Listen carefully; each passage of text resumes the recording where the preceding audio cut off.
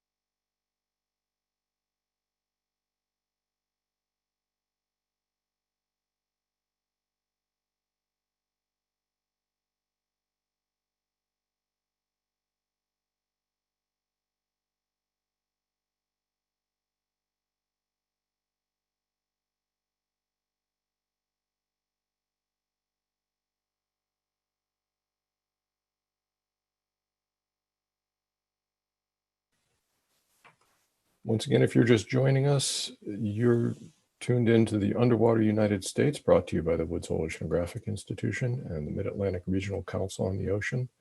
We'll get started in just a few minutes. People are still joining us.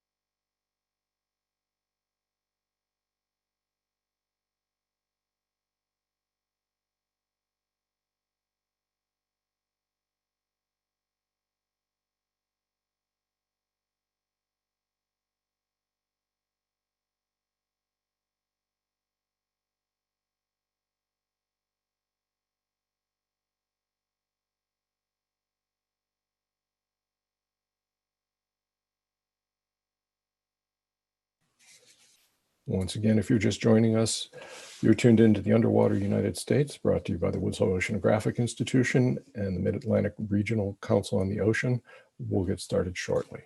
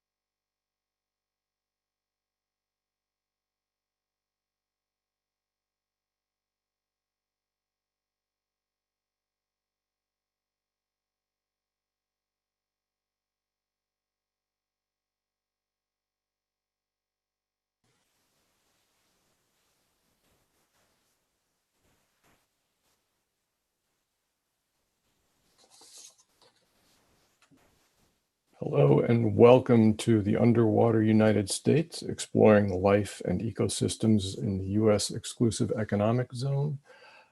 My name is Ken Costa. I'm the Director of Research Communications with the Woods Hole Oceanographic Institution, and I'll be your host today. We're going to jump right in. First, I'd like to introduce Keisha Santiago Martinez. Keisha is the Deputy Secretary of State with the New York State Office of Planning, Development, and Community Infrastructure. And in her position, she's at the forefront of efforts in New York State to advance sustainable, equitable, and resilient development, and to expand New Yorkers' access to offshore wind energy, to improve climate resilience and mitigation at regional and local levels, and to protect and restore the state's coastal and ocean ecosystems. As the head of Office of Planning, Development, and Community Infrastructure, she oversees a wide range of policy initiatives and programs, including the New York State Coastal Management Program, and she serves on the Governor's Climate Leadership Action Council Executive Steering Committee. And most importantly for us today, she's also the current chair of the 5-state Mid-Atlantic Regional Council on the Ocean, which she's going to tell us a little bit more about. Keisha? Great, thank you, and good afternoon, everyone. Through our wonderful partnership with the Woods Hole Oceanographic Institution, WHOI, Marco is so thrilled to present this webinar, Underwater United States, Exploring Life and Ecosystems in the U.S. Exclusive Economic Zone, EEZ, Corals and Canyons. In particular, I'd really like to thank Dr. Tim Shank, Associate Scientist and Deep Sea Biologist at WHOI, who will be presenting this absolutely stunning material.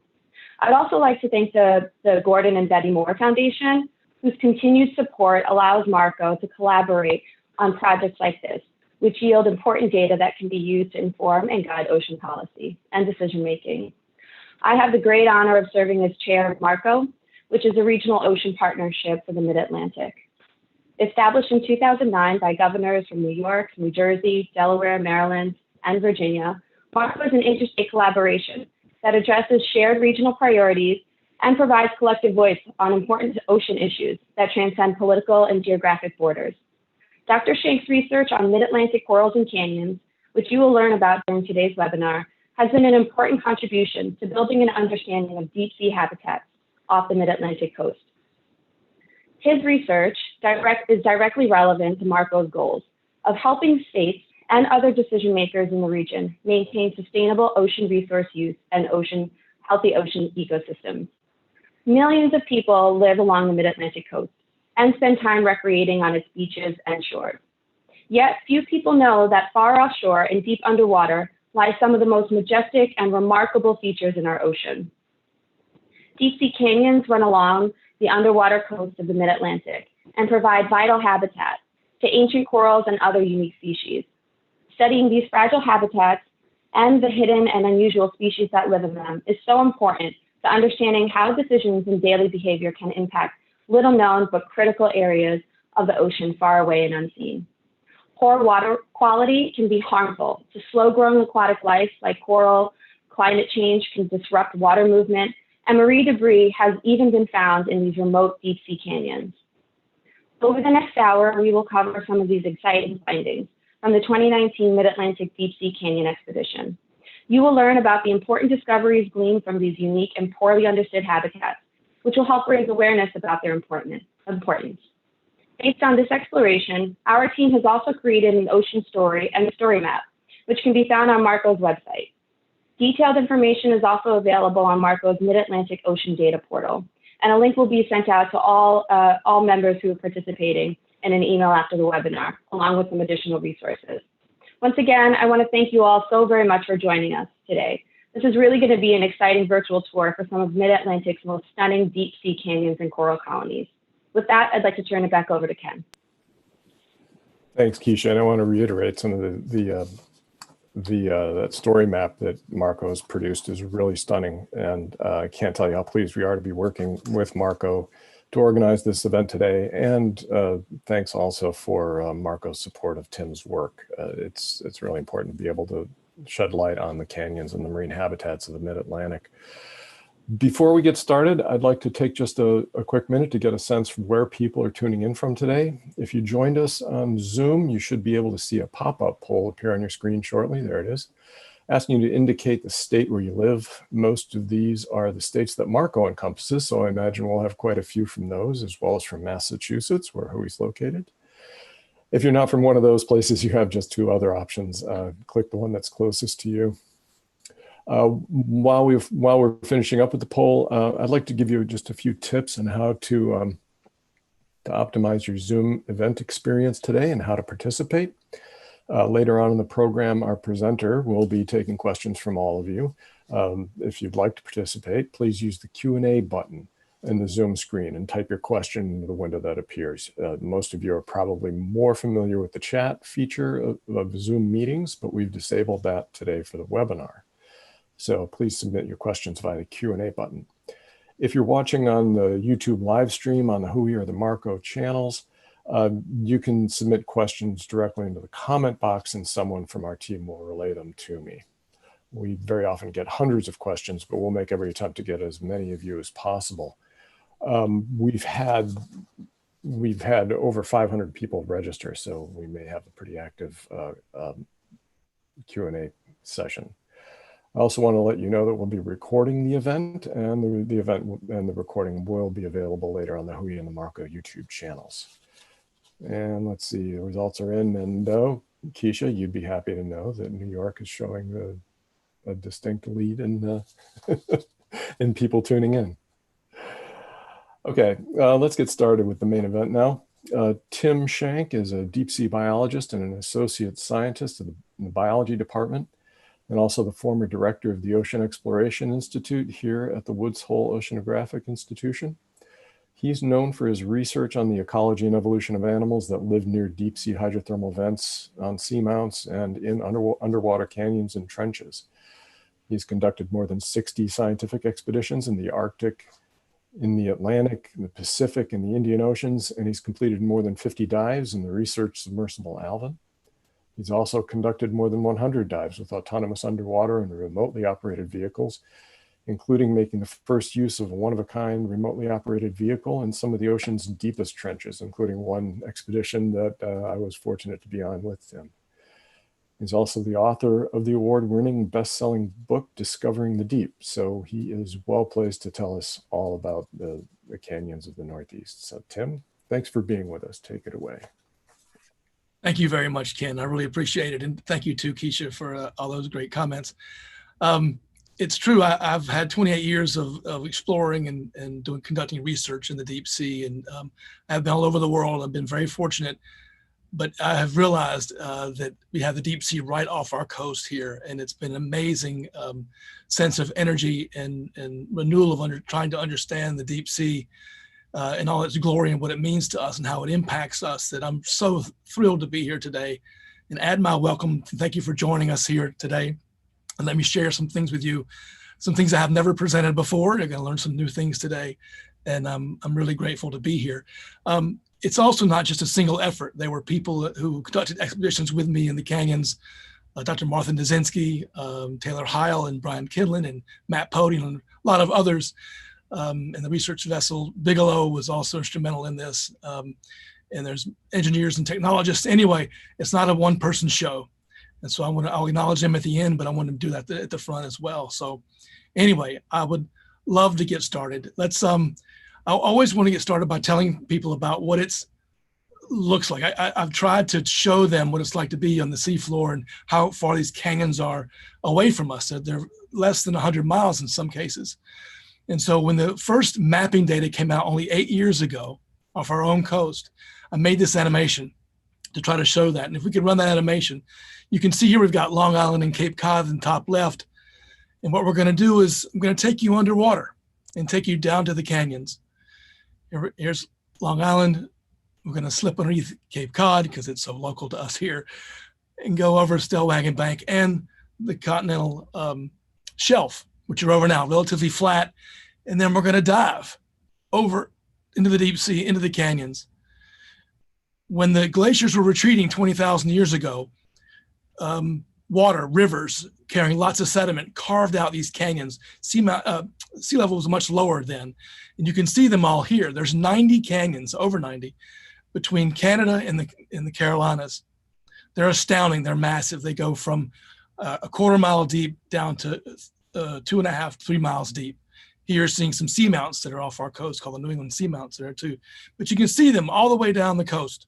Just simply amazing. And they're right in our backyard. I think so few people realize, as I did not when I first started working on this, is that the amount of land underwater the U.S. has is 1.5 times that of the continental U.S. on land. It's simply amazing. And any of these canyons that I'm going to show you today could easily be a national park if it were on land. In many cases, the majority, I'd say, is that the Grand Canyon could fit inside these canyons, one of these canyons. So they're massive. And yet we know so little about them. We've only just begun to explore them in the last few years. So what I want to do now is get a close-up of some of these canyons, showing you the topography from the mapping that's been done. And so here you see this is bathymetry of the seafloor, with the red part being about a quarter mile deep and the bottom of the green part being about 1 mile deep. And so you see immediately there's these canyon structures that come out, and they have lots of topography, rough walls, buttresses, lots of hard bottom substrate there, because the currents in this area come from right to left in this image, and they sweep into the canyons, and they hit these canyon walls that are completely, I'll say, gnarly in their formation, and the currents whip around in these canyons and bring nutrients up from the deep sea up toward the surface. And similarly, the red part you see here, which is relatively shallow, like the heads of the canyons, this is where we have a lot of plankton. We have a lot of zooplankton, a lot of animal life and plant life that's using photosynthesis to generate a lot of productivity and bring carbon into the system. These animals die.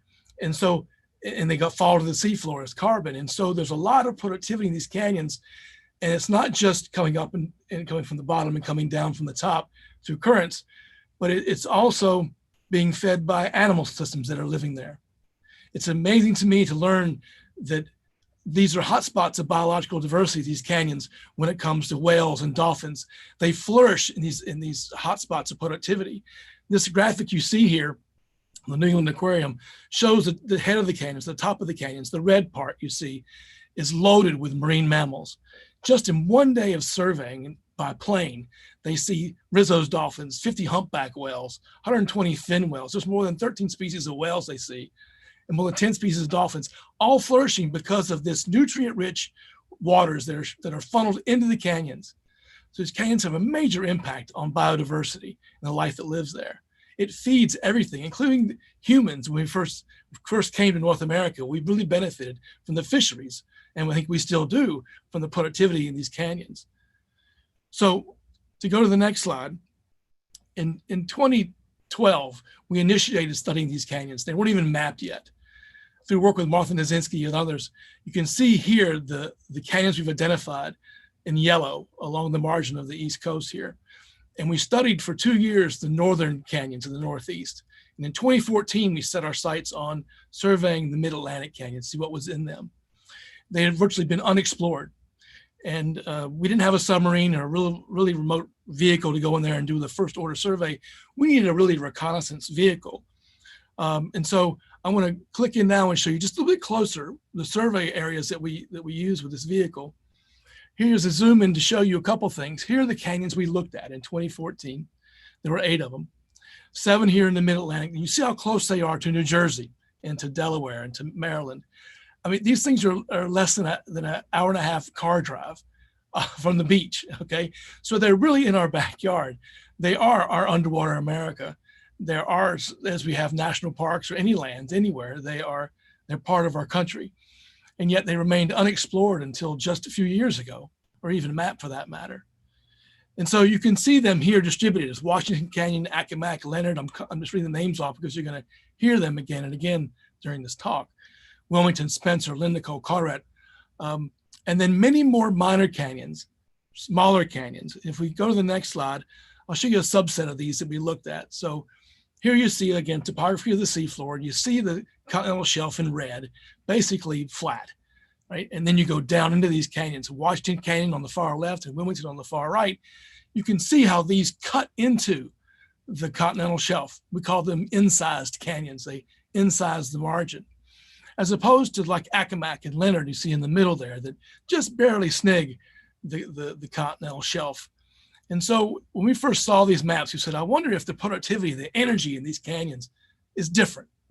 If the ones that insize into the margin, if they're more productive, because there's more of a channeling there. Channeling, you can bring down productivity from the shelf and more area for animals to live from the nutrients that are being brought up from the deep sea. And you can see how far reaching these canyons are. Even to the bottom of this image, you see the canyons continue on sometimes over 400 miles. And so they have a massive impact in transferring of energy and productivity in the deep sea. So that was our standing hypothesis. And maybe the incised canyons actually have more productivity, which may mean more life than these smaller minor canyons. And many of these canyons are unexplored and unnamed, as you can see. If you go to the next slide, we'll show you the survey vehicle that we used. It's called TowCam. It's basically sort of a dope on a rope, but it's a little bit more intelligent than that. It's tethered to the ship, and we tow it behind the ship at about a quarter knot, which is a modest walking pace for any human. It has a 24 megapixel camera looking down, batteries on the vehicle.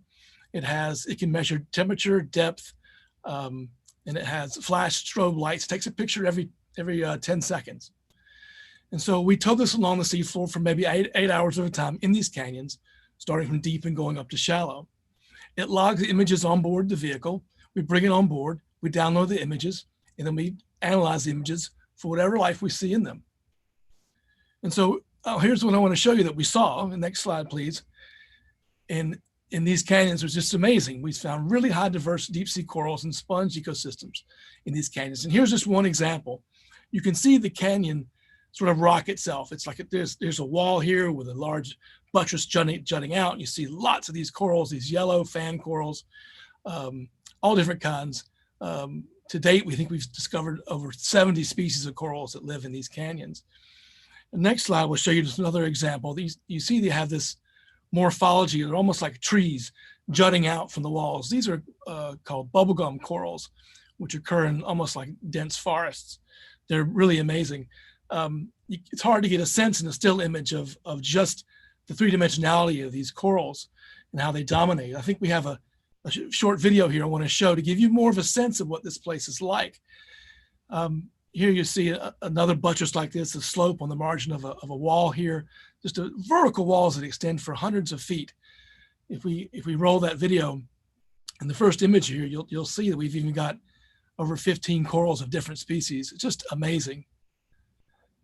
Yeah, and they seem to be layered. They're here because they want that nutrient-rich water that's flowing by.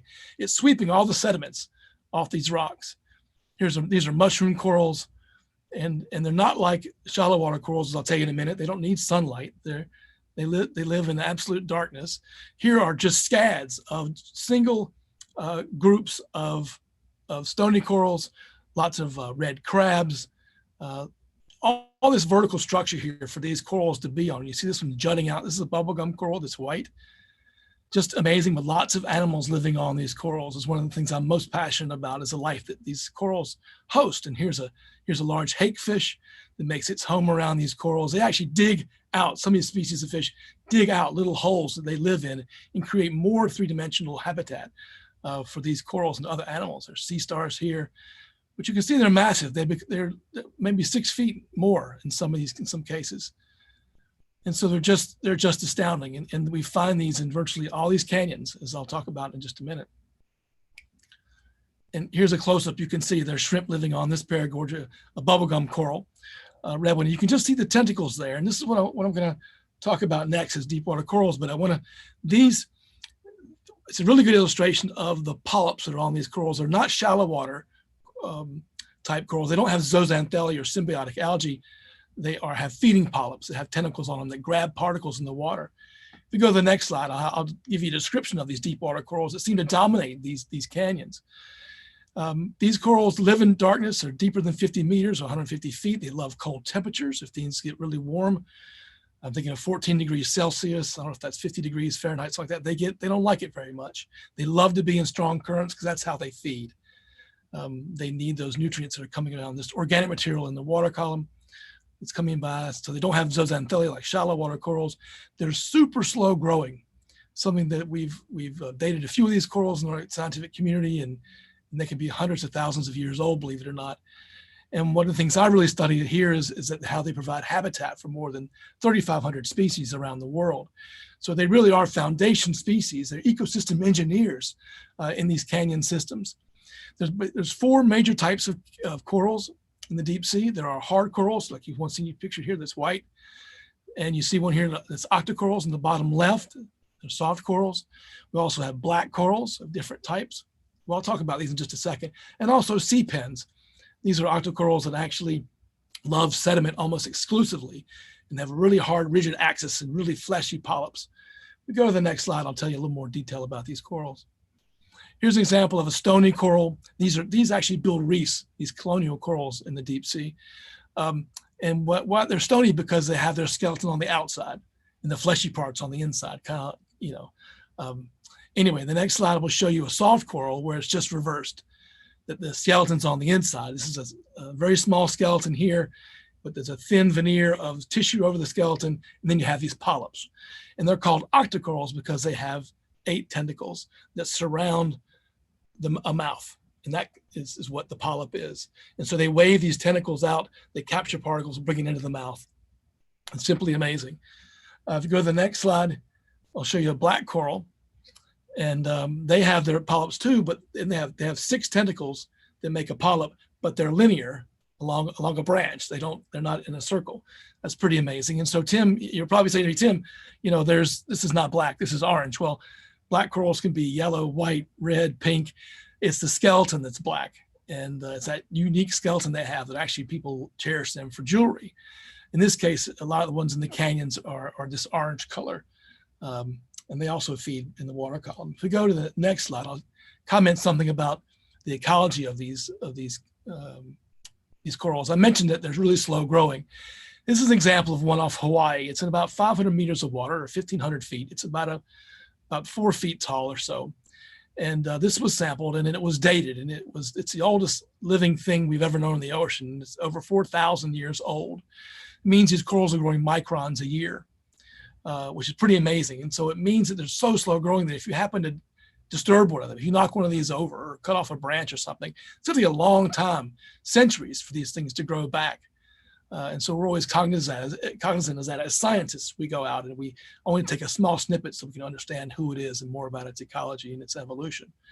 If we go to the next slide, this is something that's near and dear to my heart, is that these coral species serve as habitat. And this is where all the diversity comes from. And in coral ecosystems in the deep sea. And I've got this example here. I'm going to show you a couple here because I love them so much. Here are 3 different corals in the deep sea.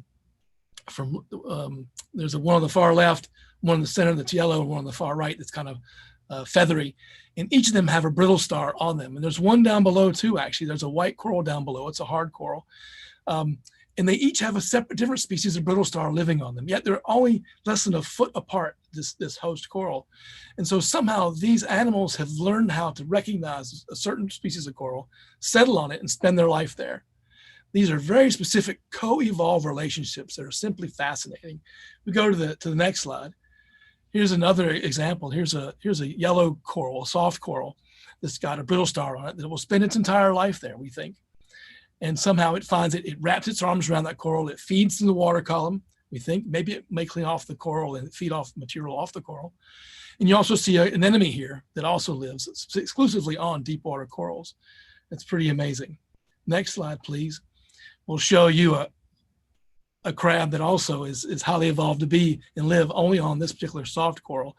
It's got legs that have hinges on them that are just shaped right to fit the branch size of this particular coral. And it will live in that coral and it will pick organic material off that coral and feed and spend its life there. We don't know how they find these places, how they've evolved to be here or anything. We're just noticing that they have these patterns of co-occurrence. Another example is in the next slide that I love. This is a black coral. It's a bottle brush shaped coral and it has this crab on it. And every time we see this coral, it seems to have this little crab on it. The crab's about the size of a quarter. It's really small. And when we look closely, it usually has a male crab and a female crab on it. And every once in a while, it has a little juvenile crab on it, like it's a family unit. It's simply amazing. These corals may be fostering families in that way. It's one of the hypotheses that we have. But again, to show you that there's fantastically diverse and yet unique ecosystems on these corals. It's true too, in the next slide, I'll show you that fish also have a close relationship with deep sea corals as habitats. A lot of fish lay their eggs on specific corals. A lot of fish use them as nurseries, as habitats for juveniles. They hide behind them for refuge. There's many ways these fish use corals, and some fish are known to be around certain corals. And so they're integral to the canyon ecosystem and how it fosters life histories for different species. So everything's so tied together, integral in these coral ecosystems, and they're in these canyons. We go to the next one. It's going to show you my last example. And this is of one of my favorites. A few years ago, we discovered an egg on one of these corals. And we kept noticing more and more eggs only on certain corals. And it turns out it's a Dumbo octopus, an octopus that has these fins that flap as it swims. And before we discovered this, we had no idea of this part of their life cycle, of how they actually where the eggs are and how they actually hatch and what the hatchling comes out to be like. And we show a video here. I'm going to show you the one and only video of a Dumbo octopus hatching out of an egg that was laid on a coral singly by the mother octopus. Here it is, just freshly out of the egg in a bucket on the ship. And just a few minutes later, it starts flapping. I put it into a bowl, and it flapped around in this bowl for 10 minutes or so. And we conducted MRIs on this thing and learned that when it hatches out, it's got 3 to 6 months of yolk. It can live off that, or it comes out fully formed. It's ready to feed and be a full-fledged octopus. And so it was an amazing discovery that this happens. We've seen in the Pacific too now. We've seen these eggs around on corals now. We know what to look for. And so these intimate relationships, we're learning more and more about them every time we go out. And so the question became, are we going to see these kinds of corals in the mid-Atlantic canyons? What are we going to find when we go there? And I'm going to show you, if we go to the next slide, I'll show you some of the examples that we saw here. Here's Wilmington Canyon. It's one of those that incisors the margin, and it's a large canyon. You can see in the top left scads of these solitary hard corals along vertical walls, with lots of sponges. You can see a bubblegum coral on the top right extending out into the water column with other corals, soft corals around it. Octopus in the bottom left. Another really large soft coral in the bottom right. If you look close enough in the center, you'll see a white structure there.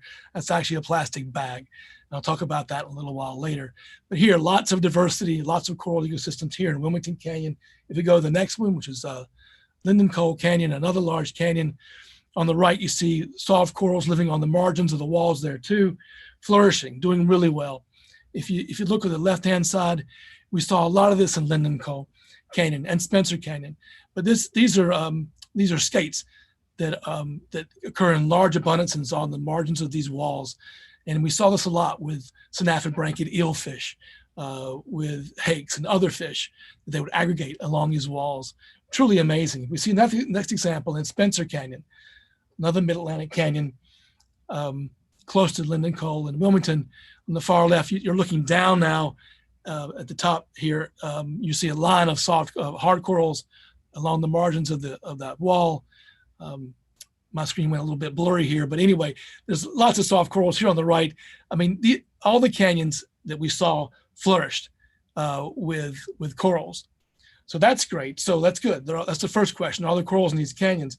The second question is, because these canyons have such a big impact on productivity and diversity, how they host the biodiversity that I was just telling you about, to help those other animals survive and even evolve, we really want to know the distribution of corals in these canyons. It's really critical to know. And so I'm going to walk you through this carefully here. If you go to the next slide, I'm going to show you this graphic, and please bear with me because it's the first time I'm presenting this, and I really appreciate your patience. But on the far left, you've got depth as it descends, 500, 800 meters down to 2,000. Remembering that 800 meters is about a half a mile, and 1,600 meters is about a mile. And then what I've got on the far right here, the different types of coral we looked at. We looked at 13 different types of corals in these images. There were over 46,000 images that we looked at in these 7 canyons. And And so you don't have to worry about the coral types. Just look at the colors, the different colors. And what I've got here is a column underneath the word Wilmington. This is Wilmington Canyon, and it shows you the distribution, those colors do, by depth of the different types of corals. And I hope that makes sense. The colors represent different types of corals by depth on the far left side. And so you can see in Wilmington Canyon, we saw corals as shallow as 500 meters. That's on the one of those lines on the far right, all the way down to over 1,600 meters. And different kinds, almost every kind of coral was represented in Wilmington Canyon. So, okay, great. Now we know something about the distribution of those canyons in Wilmington. What about across all the canyons? In the next graphic here, here's all the canyons. The 7 canyons here from Accomack, Carteret, Leonard, across the top by depth. And now look at the distribution of those color squares. And you can see immediately that there's some canyons like Accomack and Carteret and Leonard on the far left that seem to have fewer coral types there, whereas the other 4 canyons have really lots and distributed over a long range. And so you might say, well, gee, maybe you didn't look hard enough or wrong spot, or, maybe you only did 1 survey, in Accomack and you did 10 surveys in Wilmington. Well, the reality is right. It's a good question to ask for all you scientists that are watching. If you click on the next slide, I'm going to show you the depth range that we surveyed with this towed camera system. And so you can see in Accomack, we just had 1 tow, and it was shallow, 500 to 800 meters, down to half a mile. We did find corals down there. Soft corals were down there. But you look in Carteret, the next canyon over, and then we did 4 surveys there that spanned 500 down to 1,800 meters. And still, we only really saw corals at about 1,200 meters. And so it's clear to me, if you look across the breadth between 500 and 800 meters, there's very little in the way of coral that we saw. We saw a lot of sedimented habitat. This is the head of the canyons, the highest part of the canyons, loads of sediment there, ready to fall down into the canyons and get dispersed and disperse all that organic material. But as you got to 800 meters, down to 1,700 meters, lots of diversity, but still lower in Carteret and Leonard. And so even we saw corals all the way down to 2,000 meters. If you look at Lindenkohl, for example, in the middle there, you can see, or even Spencer there, Spencer, there's almost continuous coverage there of our surveys as well as the corals that we observed. So almost everywhere we looked in Lindenkohl and Spencer, we saw corals. So that's what could explain this observation of having less corals in those three canyons and more diversity and broader range of corals in those 4 canyons on the right. Well, go to the next slide. And here's one hypothesis, is that as we started out with, the 4 canyons on the far right incise the shelf. They cut into the shelf, allowing more nutrients and productivity and downwelling currents to come down into the canyon and bring nutrients, as opposed to the other 3, which were much shorter, much smaller canyons that don't incise the shelf. So our hypothesis is supported here. This is the case. Unfortunately, we take this hypothesis up to the New England canyons, doesn't hold up. We see a lot of diversity in the non-incised shelves. We've got more exploration to do to understand really what's happening. The other hypothesis is really it's habitat based. There's really more habitat for deep water corals in the incised canyons than the non-incised canyons. So there's more. So I'll put this graphic up here too to show you. Same sort of structure, depth from the far left, coral types by color, but across the top, instead of there being canyons, there's different types of habitats. So we looked at 9 different types of habitats that the corals were attached to. If you look on the far right column to the vertical walls, that had the most. Look at that. The distribution of vertical walls hosted corals almost every time, hard corals especially. Solitary cup corals that look much like mushrooms, all the way to large colonial ones. But you can see that the vertical walls had the most coral, as coral habitat for most corals, and the tops of those walls also served as habitats. Sediments were also high when it came to things like sea pens that really like sediments, and boulders also had a lot. So it could be just the availability of the habitat and whether these things are incised or not. It's also going to be what nutrients are available and what's raining down to them, what's being brought down to the corals, and what's coming up from the bottom as well. And so next slide, please. I want to make sure that I have a few minutes anyway to discuss I just told you about the great diversity that's here, how slow growing these corals are, and how they are the foundation species for providing a linkages to the productivity in and out of a canyon. But they face many threats, and they're pretty serious threats. First and foremost is ocean warming. We're already seeing a change in deep water temperature and shallow water temperature around these canyons. Certainly seen them on the shelf, these changes. In fact, we've seen lobsters, for example, that are no longer in Rhode Island and Connecticut. They're actually migrating northward to go to cooler waters. And we're seeing that more even with deep water fish. There's some accounts of that. And so temperature, we have a changing ocean, folks, and we're not gonna stop that from happening right now. And so what would be critical for us to do is to understand how that ocean warming is going to change where life in the canyons and our deep sea off our coast is going to be. Are the corals going to shift their distribution? Are the animals living on them, are they going to be able to shift their distribution and survive? We don't know. But we need to get out there with baselines first and foremost to understand where things are in projects like this one, supported in part by Marco, the Deep Sea Research and Technology Corals Program, and as well as the Gordon and Betty Moore Foundation. It was made this all possible because it's the first insights into this. But ocean acidification is another one. We've got we got decreasing pH, increasing CO2 going into our oceans. Oceans are absorbing over a third of the content of the CO2 that humans are putting into the atmosphere.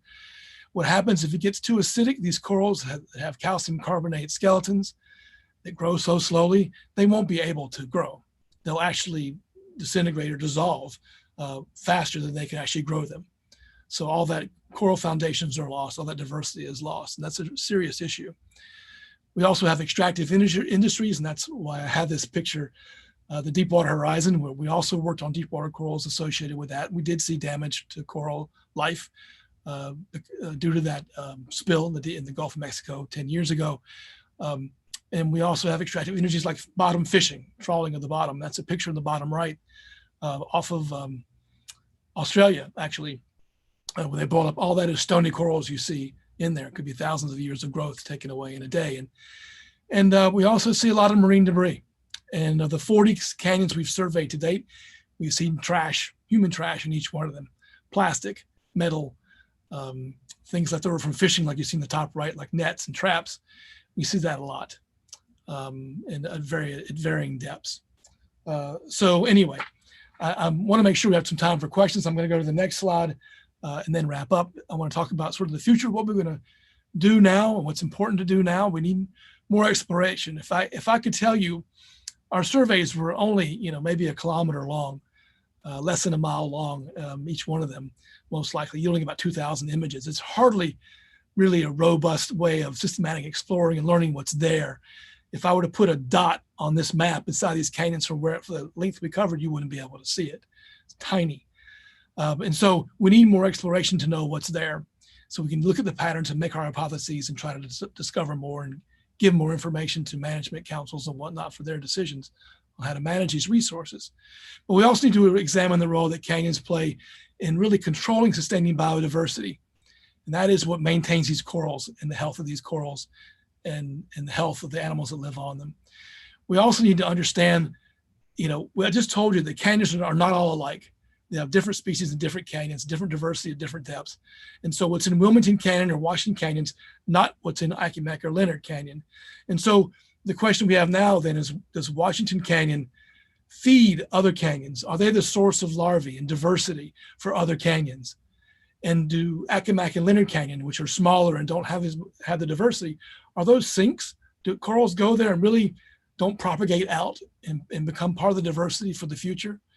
We can understand whether that's happening or not if we can get to these places and actually get physical samples of these animals and look at their genetics. And if they're not getting out, if they're not providing they're not providing diversity to other canyons, then they may actually be generating new species. These things are living in isolation. They can't escape the canyons.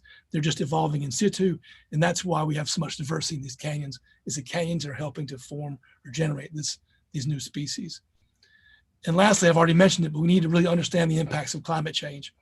It's phenomenal that we're already seeing shallow water species move, with some people talking about they're seeing deep water fish move northward.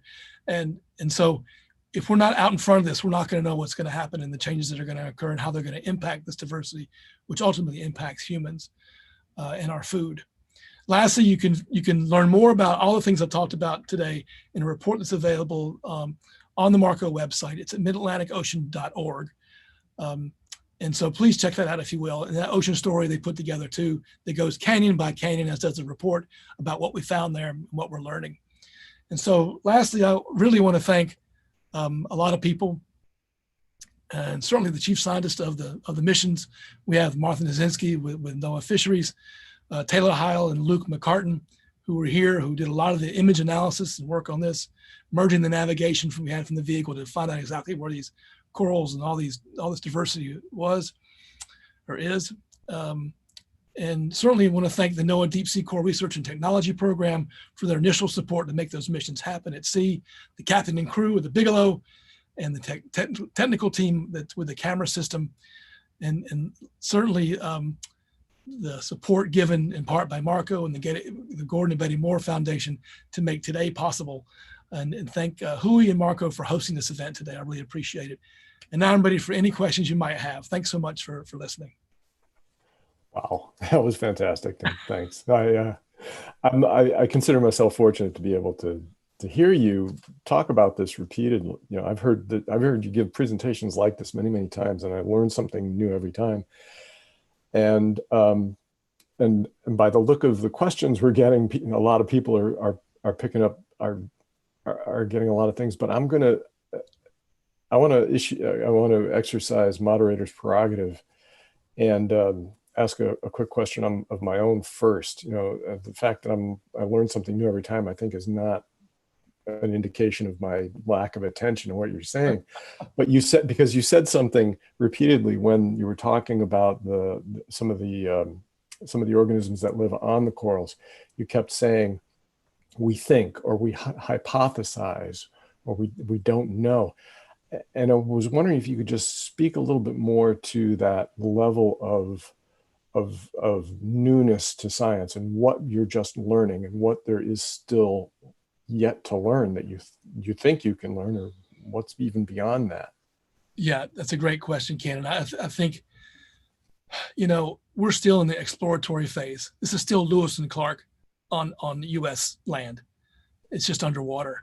And we get such little time to be down there, to be able to see things, you know, in real time and look at the associations of the animals, like you mentioned, that we don't know.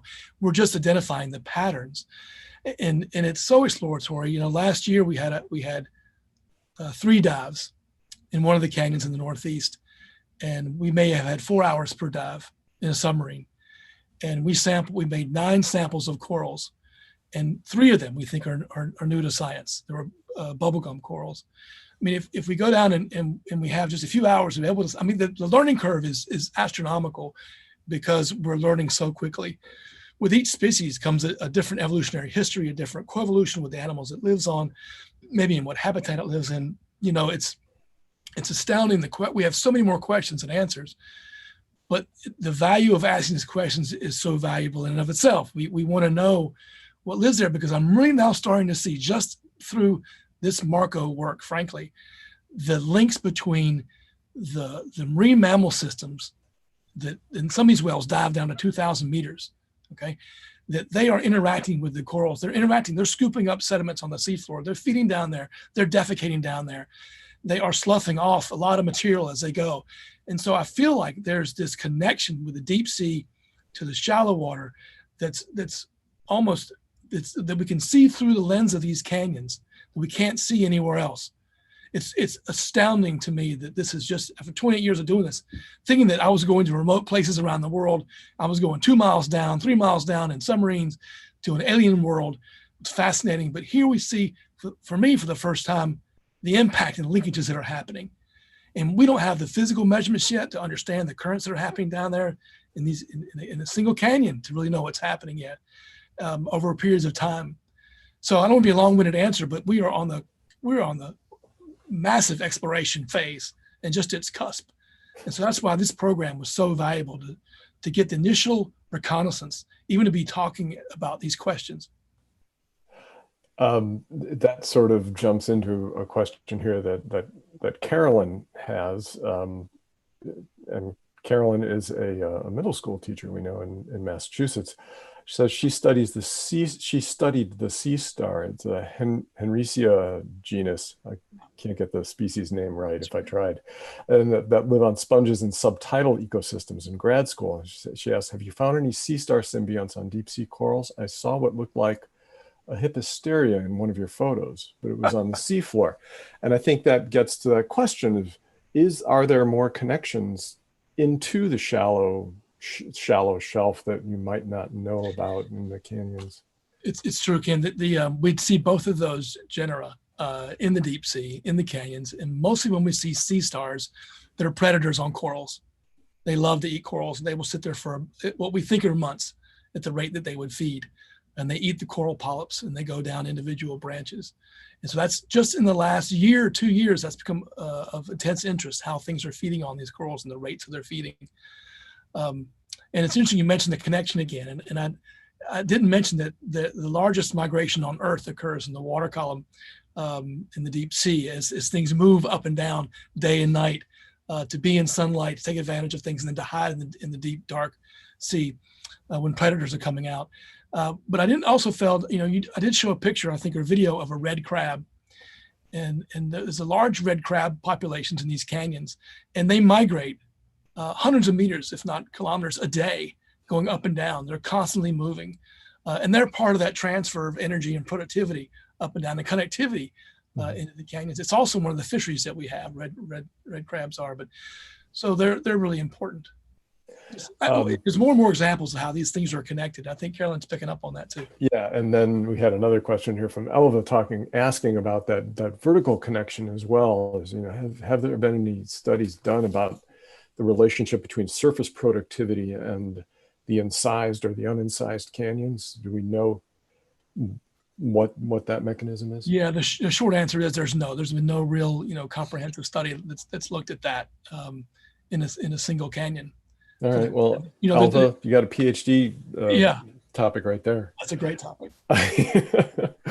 But I think all of this really points to something, because you mentioned that the corals are some of the slowest growing organisms on the planet in the marine environment, but really it's a very dynamic place. Things are changing constantly in and around these very, very slow growing organisms that seem to have an anchor effect to many of the ecosystems.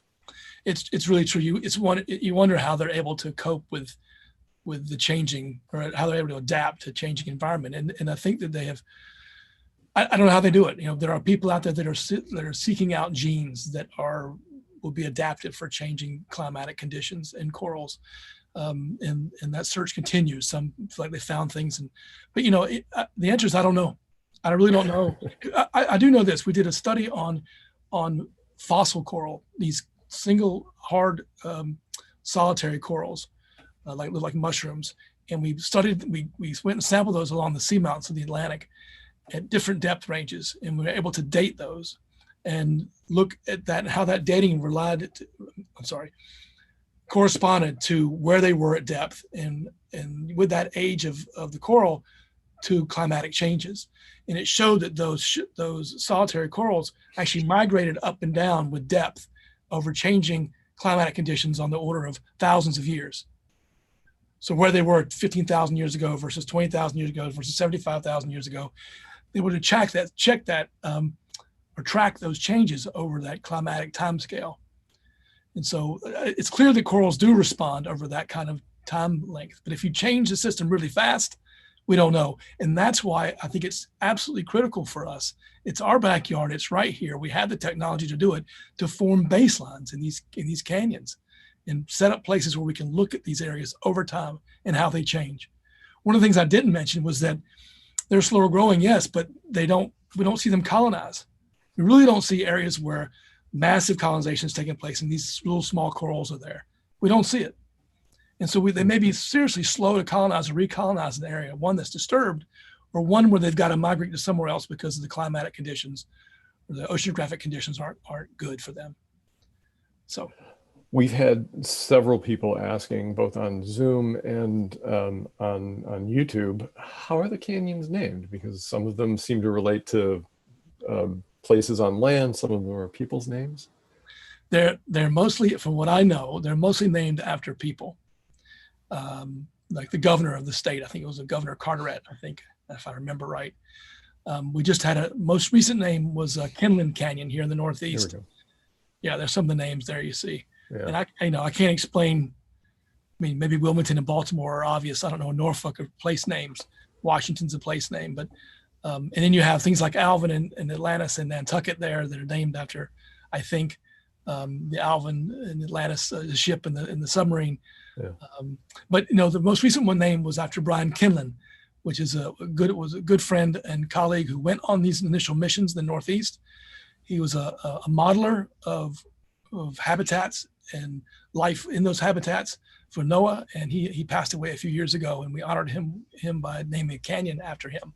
So Kinlan Canyon's up in the Northeast. So we spoke about the canyons, and you mentioned how many of them were originally formed during the deglaciation.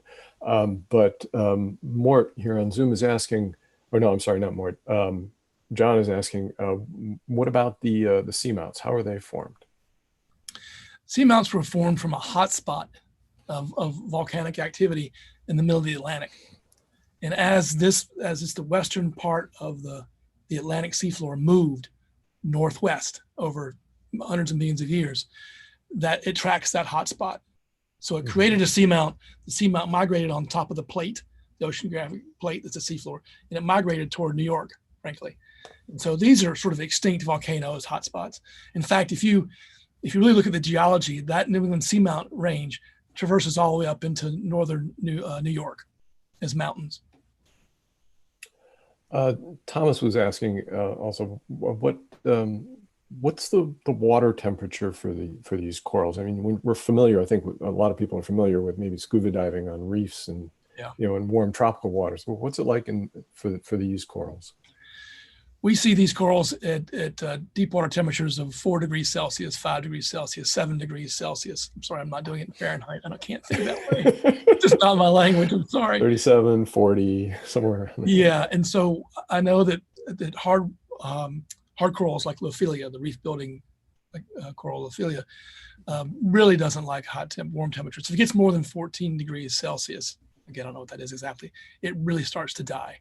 And that's one of our concerns is people are trying to look at the different temperatures that these corals are living at and seeing what their boundary conditions are. And so we don't have it for a lot of corals. It's very hard to rear them and keep them in aquaria in your lab. You can do it. Whether you can simulate really deep sea environment is another question, but you can keep them alive and expose them to temperatures and see how they do. But we've seen warming in the Gulf of Mexico, for example, that's impacted Lophelia reefs when they get warmer. We've been talking about the U.S. East Coast, and I know you showed an image of a deep water coral in Hawaii. But where else are deep water corals found? Deep water corals are found all over the world. There's probably over 200,000 seamounts around in the deep ocean, and corals love to be on structures like that, like seamounts. They're on ocean ridges, which encircle the deep sea floor around the world.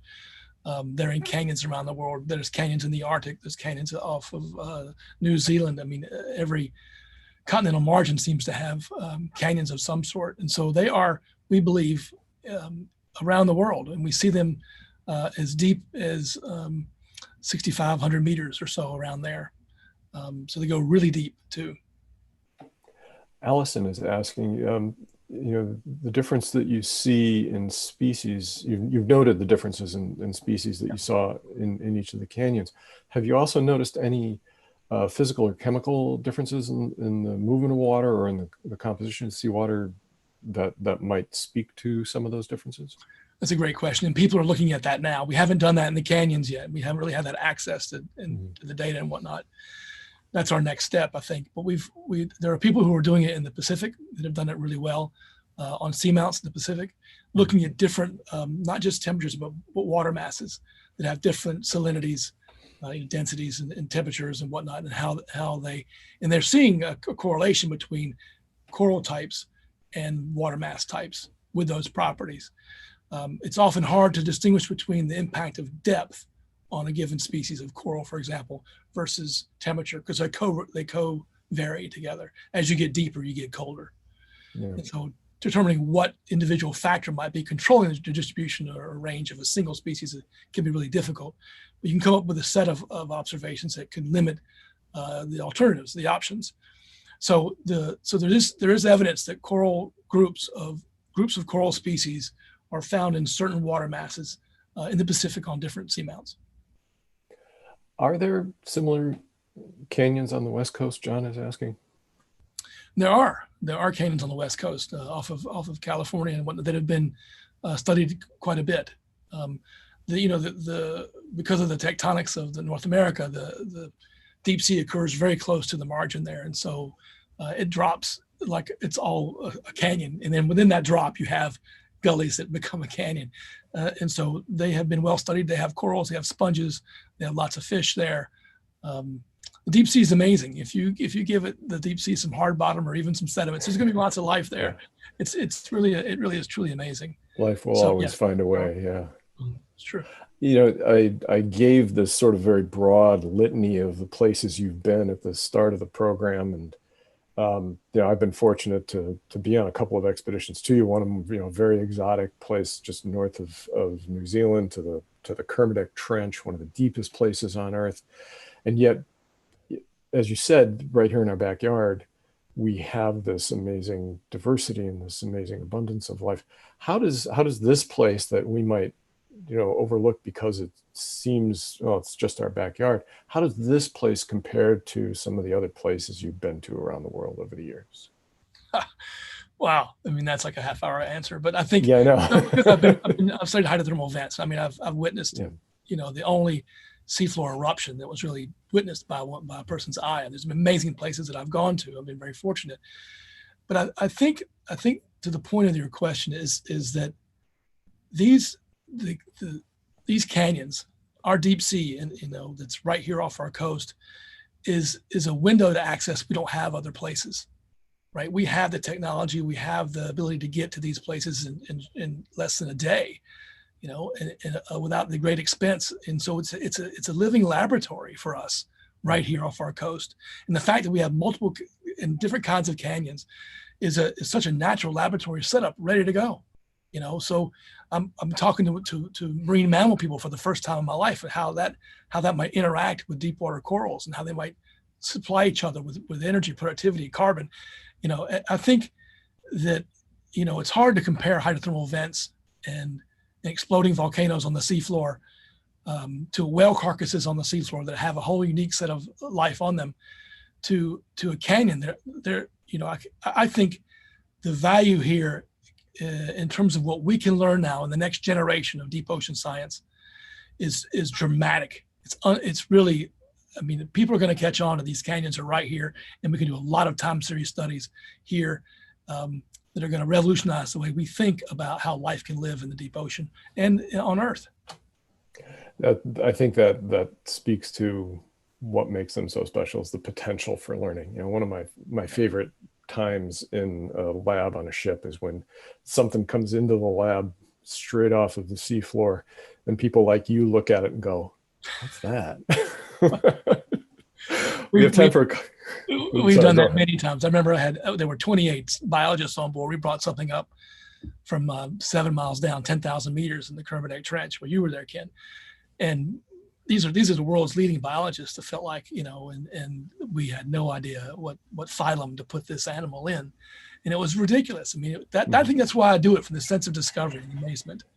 So, and you can do that right here. As you were saying, you discovered three new species just on a handful of subdives just 2 years ago.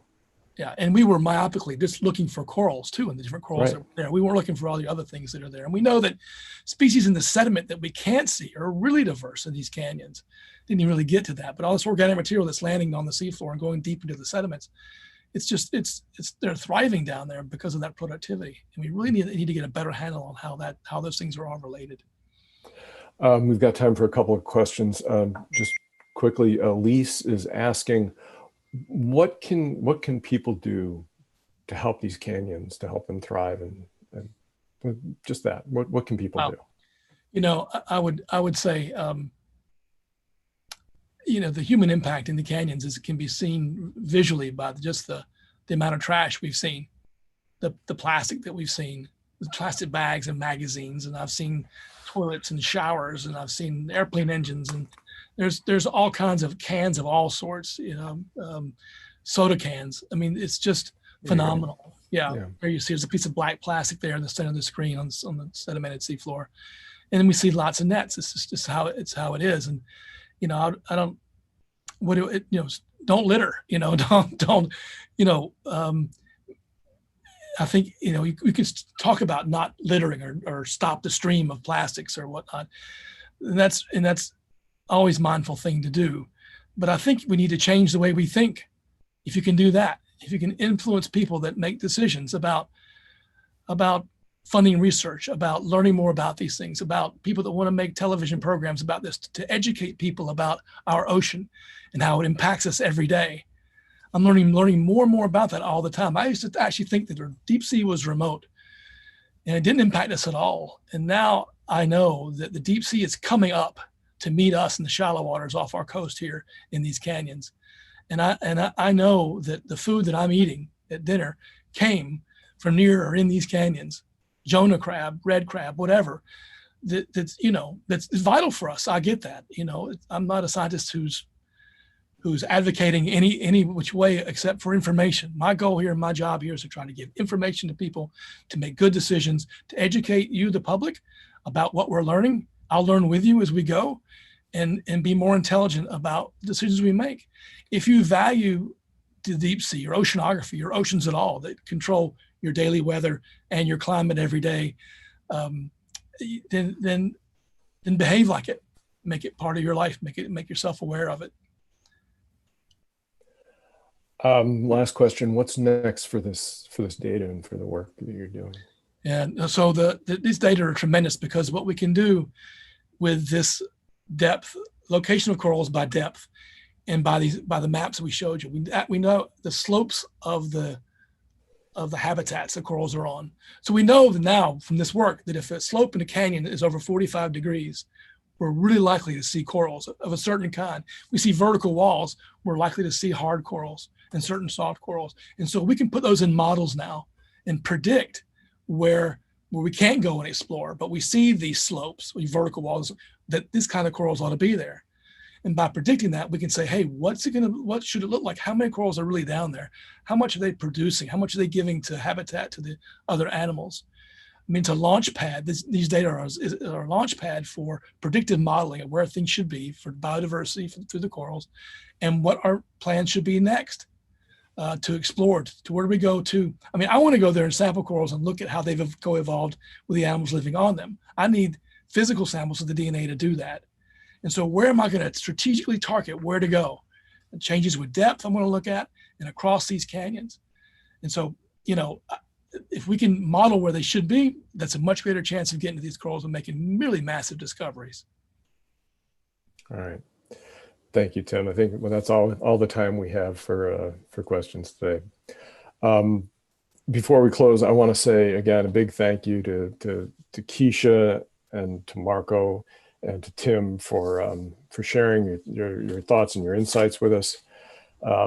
Especially thank you to Marco for helping make this happen today, and to the Gordon and Betty Moore Foundation for their continuing support of Tim's work and the important work that Marco is doing. And I want to thank all my WHOI colleagues who helped make this happen, who've been working behind the scenes. Finally, Craig, if we could pull up that last slide. If you want to learn more about the canyons off the east coast of the US and their importance to a healthy ocean, you can visit Tim's lab site, shanklab.whoi.edu, or the Marco website, midatlantic.org. You can also visit the WHOI homepage, WHOI.edu, for information about the ocean in generally. You'll find more resources both at the WHOI website and at the Marco website like I said, general, but also specific to this topic about the Mid-Atlantic canyons. That's all the time we have. Thank you everyone for joining us. And once again, stay safe, stay healthy. Thank you. Thank you.